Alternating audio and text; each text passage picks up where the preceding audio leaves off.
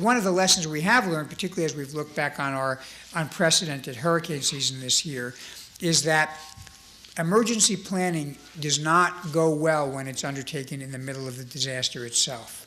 In fact, I'd say a critical, if not the critical lesson of all the hurricanes is the earlier you begin to plan, the better off you are.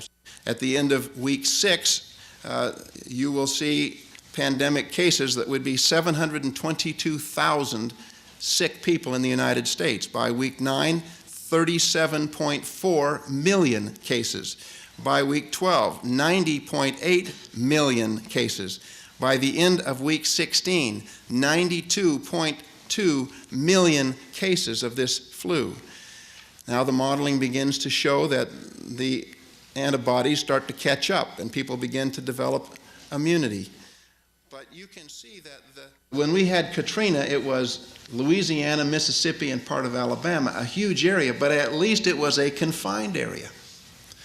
We may well be dealing with a circumstance where this is being fought on 500, 1,000, or thousands of fronts at the same time in different jurisdictions. As I walked through health shelters in Katrina, I saw people coming from all kinds of jurisdictions to help out.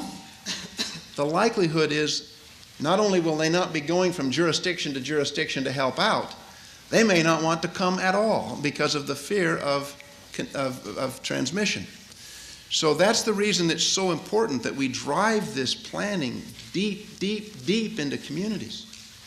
Because many communities may well have to find resources of their own that if it were a hurricane, they might be able to count on someone from another community, but in a pandemic, they likely cannot.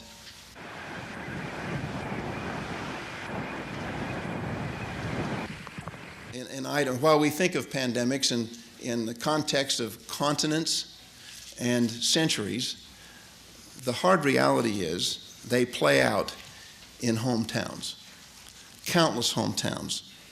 And during his remarks, he will introduce Secretary Chertoff.